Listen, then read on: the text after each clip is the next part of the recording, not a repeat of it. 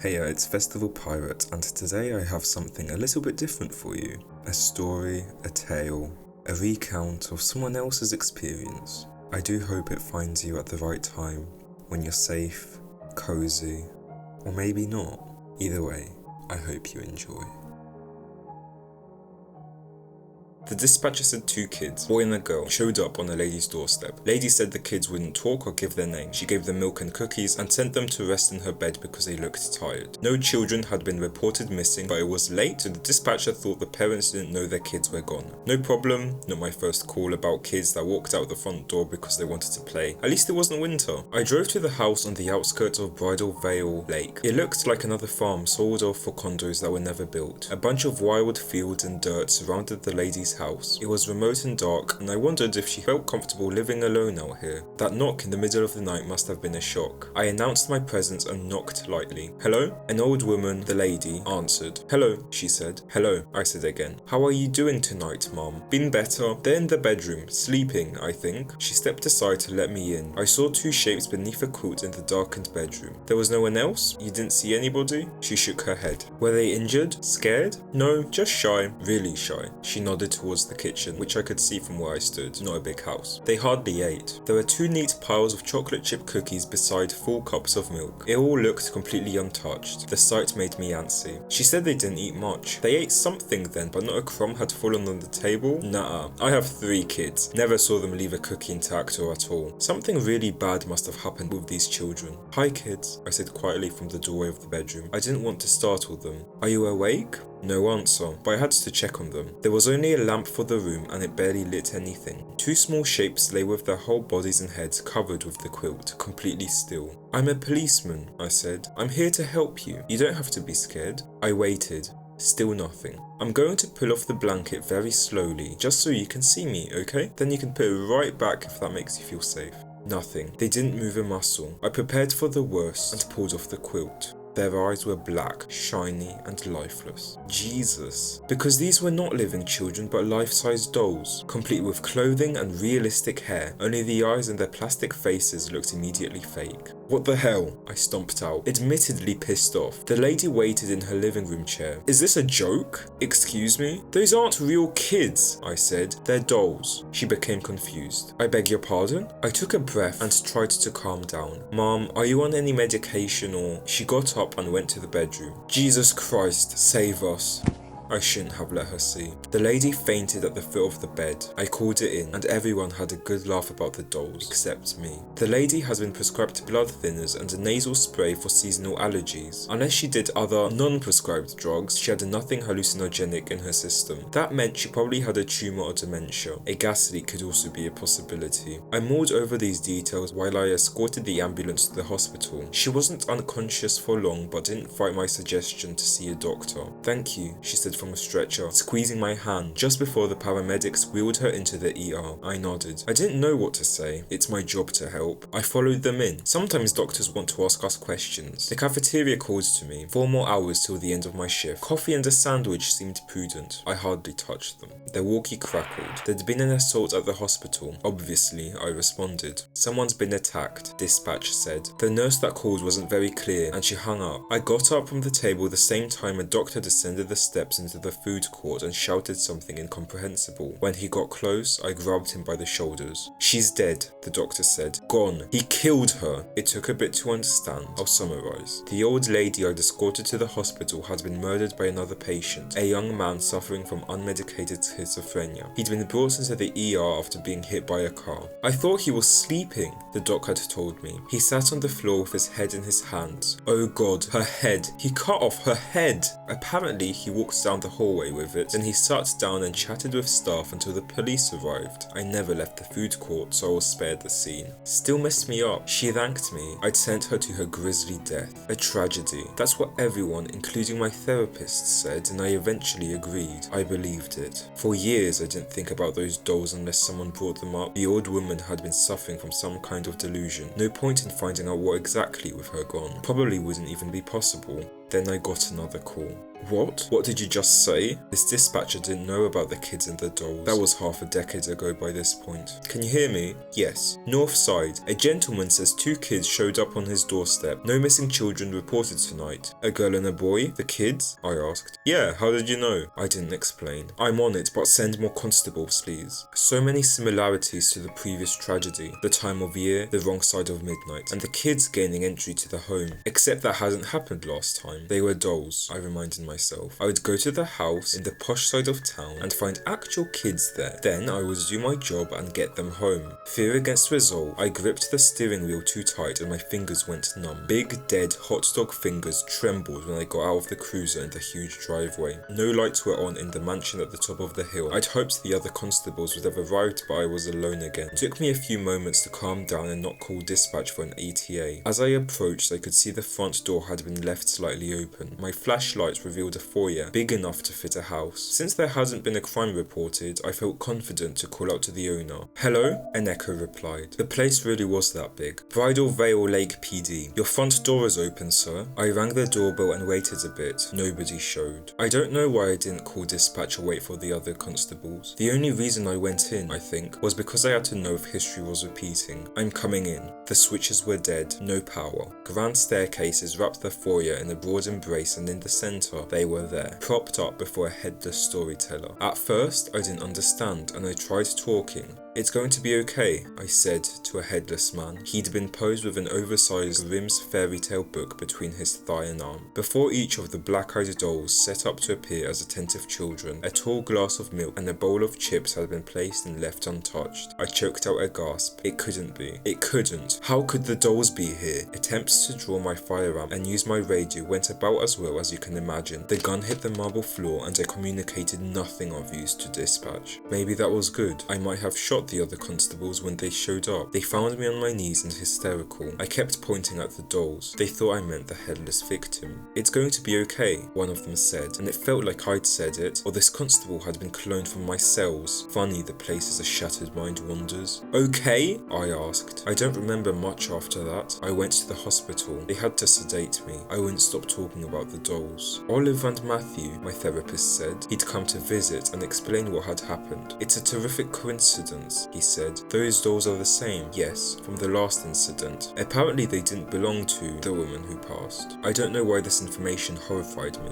Well, who the hell do they belong to? I shouted. It's alright, he said. It's not entirely what you think. He really pissed me off. Look, just fucking explain it then. Right, sorry, okay. The dolls weren't known to the relatives. They claimed the lady who'd been decapitated didn't like dolls of any kind. She found them creepy. Your colleagues put them into evidence for lack of a better option. Then they were sold at auction. And the rich guy bought them? No, my therapist said, but somebody did, and that person, well, they're the killer, I'm afraid. A man was discovered in the mansion basement, covered in blood and with the head. I thought you said it'd be alright. The man was mentally ill, he went on. But he bought those dolls. Maybe he even called about the kids. Do you see what I'm saying? Some kind of copycat killing. He shrugged his bony shoulders in his tweed coat. It's the only thing that makes sense. Perhaps he knew the other schizophrenic man that killed the woman who thanked me. The important thing to know is that nothing supernatural is occurring. The therapist smiled. What? It's an unfortunate coincidence, I mean. That bullshit smile twitched. I've been around long enough to know when someone's pulling a con. I never thought it was supernatural, I said. Why did you say that? He chuckled nervously. An unfortunate choice of words. I didn't mean to imply that. How do you know the names? The names? Of the dolls, I said, before attempting to get out of the hospital bed. Handcuffs held my wrists. The sedatives prevented this observation until the urge to punch the therapist moved my body. What the hell is going on? Why are you telling me this? You're not from the department. What the fuck is happening? He backed away toward the door. Calm down. The killer named them. He kept saying the names over and over. The inspector contacted me. She thought it best I talk to you. I agreed and— Bullshit. He suddenly went mute with his lips mouthing the words "help me" over and over. His eyes darted to the little window in the door at the same time a shadow passed across his face. The therapist shivered and sniffled back tears. You should run, he said, his last words. All at once, the man collapsed. What the fuck? Help! Help! I shouted. The nurses came and did their thing, but he was gone. "He's gone?" I asked. They stopped trying to revive him. One of them confirmed it. How had he died? A real tragedy. Another unfortunate coincidence. The deceased therapist had an unknown aneurysm that just happened to trigger while he begged for help and a shadow crossed the window. Bullshit. I took his advice. After my wife picked me up from the hospital, I told her I would take early retirement. She looked relieved until I told her we needed to leave Bridal Veil Lake. I purchased a cottage up north on Oxbow Lake. My family didn't come. Who can blame them? I didn't think they were in danger until I learned everybody is, and there are no safe places. They came on the third night. At first, the knocking struck too softly. I thought I imagined it, then it became more persistent, more rapid.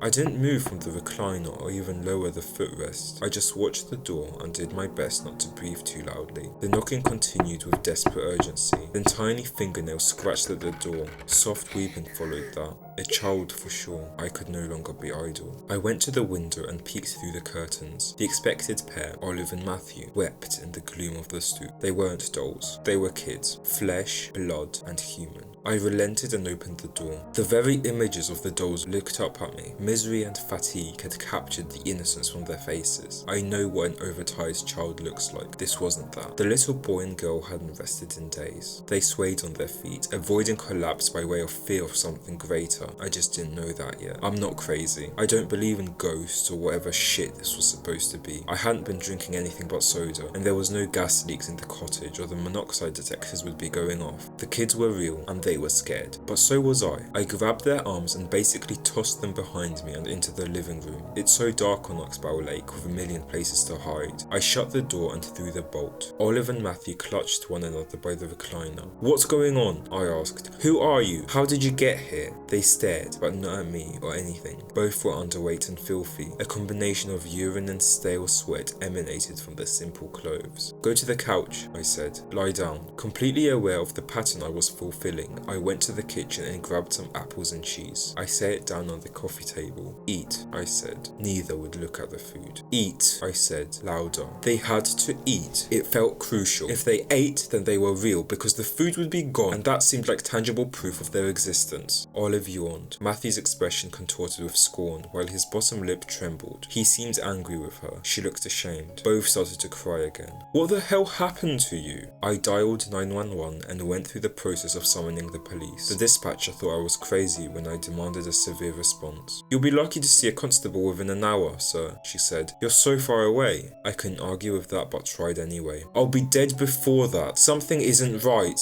I told her about the dolls and my time with BVLP. She listened intently because of her training. Talking was good. Talking meant life and focus off of whatever she might believe I could be capable of. The call hadn't gone well, in other words. I'd simply cast myself as a crazy, possibly dangerous suspect. I hung up. Maybe they'd get here fast because of the kids. Maybe I'd be beheaded long before a hope of rescue. The kids leaned into the cushions, closed their eyes and immediately fell asleep. No bites had been taken from the food. I got my gun from the bedroom. When I returned, the dolls were beside them. All four could be mistaken for sleeping children. A tall, disheveled man stood by the peeled screen of the open window. Only his fingernails, bitten and jagged, caught the edge of the lamplight. Shadowed lips muttered gibberish at first, but then his word became clear. "Dolls don't eat. Dolls don't eat. Dolls don't eat." I aimed, he lunged. I fired, he staggered, but not before wrapping his large hand around the barrel of my gun. I put another bullet through him and yet he didn't fall. With surprising strength, he smacked me across the face. I dropped the gun. He retrieved it, and somehow our positions in the living room were reversed. He stood near the couch. The real kids had run away. Only their simulacrums remained. I stood near the expertly sliced screen of the front window.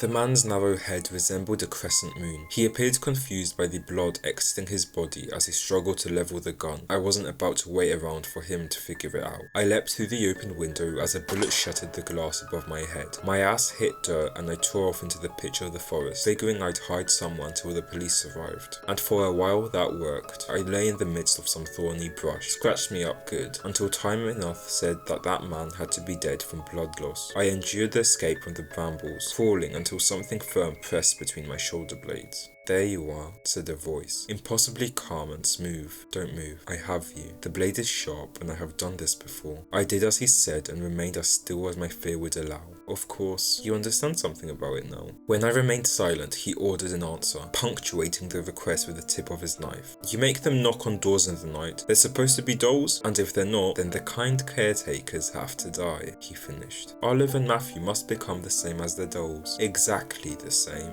Why? The knife point penetrated slightly. That's not for you to know. We're only here because of bad luck. You happened upon 2 instances of their training. They were so little that first time. They're older now, but don't look it. We don't let them grow much. You cut off that woman's head in the hospital, I accused. The knife pressure relaxed slightly. Perhaps I was wrong, and you don't get it. But then I did, and resumed tension forced me to reveal everything. You didn't kill that woman, you didn't kill the rich guy, and you weren't going to kill me. The moon-faced guy had been a ringer for murder, just like the other 2. Where did he find so many mentally ill people to take the fall? He'd need access. He'd have to be a doctor of some kind, or a therapist. You're alive, I said. He didn't die in the hospital. No aneurysm. How is that possible? The nurses, the therapist laughed. Elementary, my dear Watson. I made up a story for the nurses. Told them you were dangerous and obsessed with me. I needed to cut contact with you and, while certainly dramatic, they were all too willing to help out a colleague. You wanted me to go far away, I said. I hoped you would, but never thought you'd be so dense as to choose yet another perfectly isolated location for me to work. You would have been much safer in your home. I was too scared to feel stupid. Now we're going back in to see Olive and Matthew, he said. My poor slave is likely dead, so it's my turn to cut, and that's fine. I'm out of practice and there's no need to rush. Why let the victims contact the police? The children have to see that no one can help them. They are mine. Makes it more fun too. But why the dolls? You're leaving a trail. He snickered. Less than breadcrumbs. Only you've connected 2 of the scenes and I've left dozens over the years. Granted, the last one was dramatic. Couldn't help myself. I wanted Olive and Matthew to see what happens to good people when they disappoint me. I thought of Olive's yawn and how hungry they must always be. One of them ate. The knife pierced my skin and I gasped and writhed. Dolls, he seethed, don't eat. Now get up. Up into the house, and the distant thrum of an engine filled the otherwise perfect quiet of the lake. Noise travels easily across water, so he waited and listened.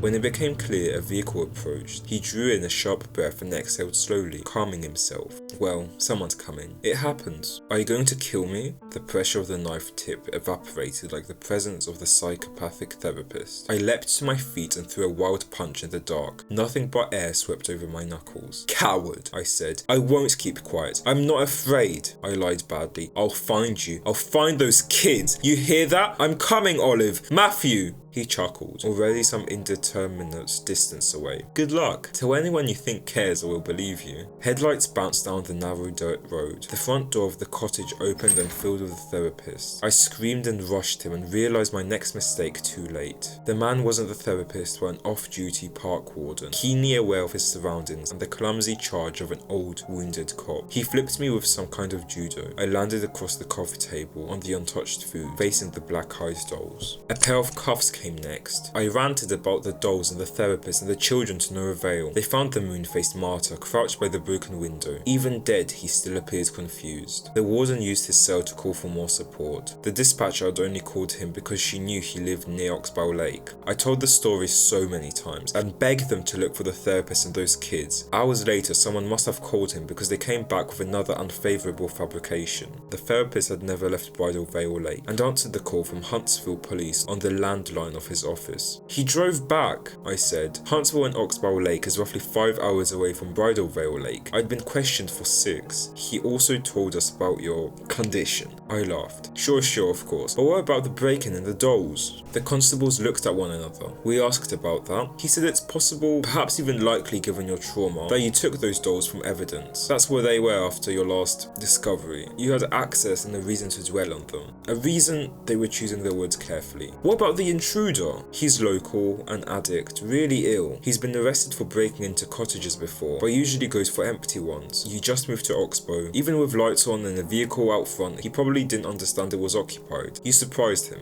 I surprised him? I asked, incredulously. After many more protests, I was released and told to be grateful. An investigation would follow, of course, but no charges laid unless something more incriminating was found. It won't be, I said bitterly. The constable walking me out of the Huntsville station just shook his head and walked away. Man doesn't know how lucky he is. Before I could object, the doors shut. I packed my shit and raced home. I didn't have my gun, of course, but figured he wouldn't be armed at his office. If he was, he'd be with that knife. In a fair fight, I'd take it and cut his damn head off. Ignoring the protests of his secretary and the man seated in his treatment room, I found him. He appeared alarmed, scared. What's the matter? What? I scoffed. Didn't expect to see me again? I moved closer to his desk and he stood up before backing away to the large window. We were on the 5th floor of the building. Where are they? Who? I braced my foot against his desk and pushed it slowly until his legs were trapped against the sill. Olive, Matthew. I don't, he yelped when I pushed harder. I swear, the police in Huntsville, they called. I understand something happened up there, but I can assure you died in the hospital, I seethed.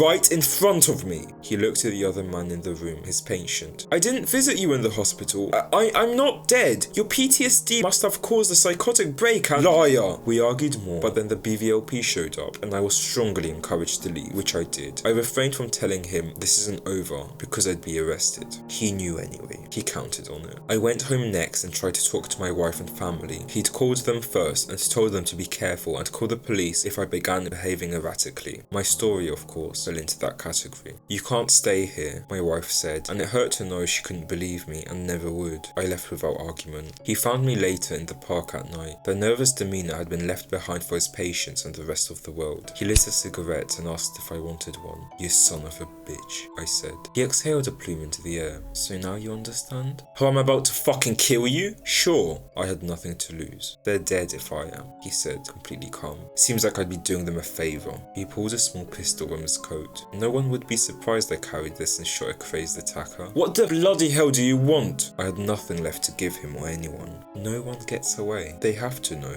So you're going to kill me? Eventually, yes. I will come and we'll finish what we started. They will knock in the night and you answer the door. Let them in and offer them food, which they won't eat. He nodded. Because they're dolls. If they're not by then, he said, then it will be over. I'll find others. I think they'll do fine. Tell me why you're doing this. I'm as good as dead anyway. He held his cigarette and clenched his teeth when he smiled. You'd be shocked how much one will pay for a doll of mine. Quite shocked indeed. That's not why you do this, I said. Not enough of me remained to shed a tear. I felt hollow, dead already. I couldn't be shocked anymore. When they knocked, I would open that door. I would try to help them, though it seemed futile, and failure so certain. He backed away until confident I wouldn't follow. I stayed in the park the rest of the night, but moved into the motel where I currently live the next day. Now I wait. I typed this all out and put it here, so maybe when I'm gone, when I'm headless, someone will look for those poor kids and give them something to eat. This is my last low hope. Thank you. I hope you guys enjoyed my reading of Dolls Don't Eat by A.P. Clariot and the illustrations that I did for it. Thank you so much for listening and good night.